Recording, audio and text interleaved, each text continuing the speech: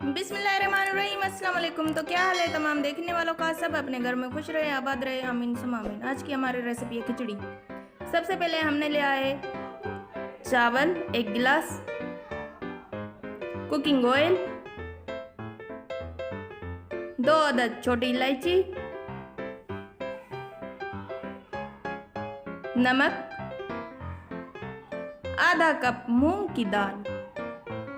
चावल को और मूंग की दाल को हम अच्छी तरह से मिक्स करेंगे प्लेट में, और उसके बाद हम इसे अच्छी तरह से वॉश करेंगे। खुले पानी से साफ करेंगे, धोएंगे। आप इसे 3 से 4 मरतबा धो सकते हैं।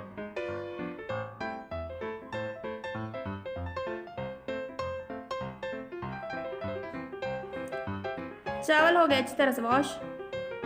अब हम चूल्हे को ऑन करेंगे, करेंगे ऑन, और उसके बाद चूल्हे पर रखेंगे देगची को, और फिर हम इसमें ऐड करेंगे कुकिंग ऑयल 3 टेबल स्पून।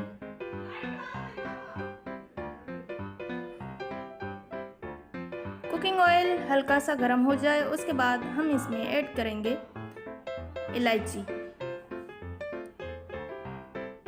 बिस्मिल्लाहिर्रहमानिर्रहीम। ये हल्की सी फ्राई हो जाए, इसे हल्का सा हिलाना है, और उसके बाद हम इसमें ऐड करेंगे 4 गिलास पानी के। ये बहुत ही आसान सी ग़िज़ा है, बहुत ही हल्की सी ग़िज़ा है। आप अपने बच्चों के लिए बना सकते हैं, बड़ों के लिए बना सकते हैं, अगर घर में कोई बीमार हो जाए उनके लिए बना सकते हैं। अब इसमें आ गए बबल्स, ये उबलना शुरू हो गया है।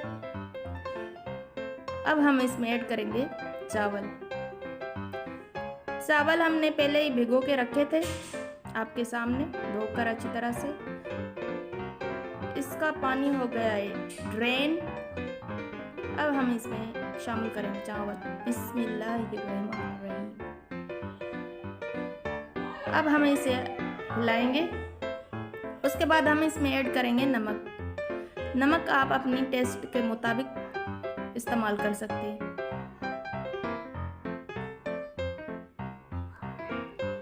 ये छोटे बच्चे को बहुत पसंद होती है ये नरम सी ग़िज़ा। खिचड़ी हो गई है तैयार अच्छी तरह से।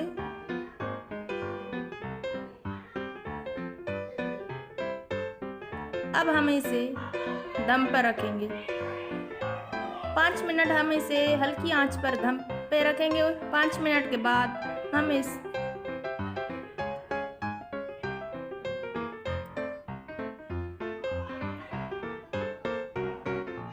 5 मिनट के बाद हम इसे दम से उतारेंगे। फ्लेम को करेंगे ऑफ।